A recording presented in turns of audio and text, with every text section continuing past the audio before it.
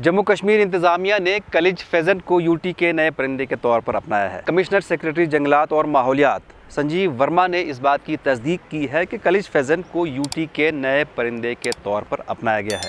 संजीव वर्मा के मुताबिक जम्मू कश्मीर को यूटी के नए परिंदे के तौर पर अपनाना पड़ा क्योंकि सियाह गर्दन वाली क्रेनें सिर्फ लद्दाख में पाई जाती हैं। साबिक़ा रियासत जम्मू कश्मीर में काली गर्दन वाली क्रेन और कश्मीर स्टैग यानी हांगुल रियासती परिंदे और जानवर हुआ करते थे। जम्मू कश्मीर की तंजीम नौ के बाद लद्दाख ने सियाह गर्दन वाली क्रेन को अपने यूटी के परिंदे के तौर पर अपनाया है।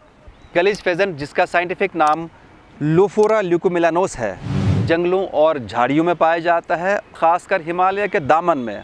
पाकिस्तान से लेके मगरबी थाईलैंड तक ये पाया जाता है।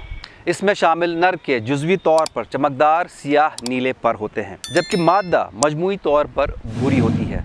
दोनों जिन्सों का नंगा सुर्ख चेहरा और सुरमई टांगें होती हैं। हांगुल जम्मू कश्मीर यूटी के जानवर के तौर पर बरकरार रहेगा।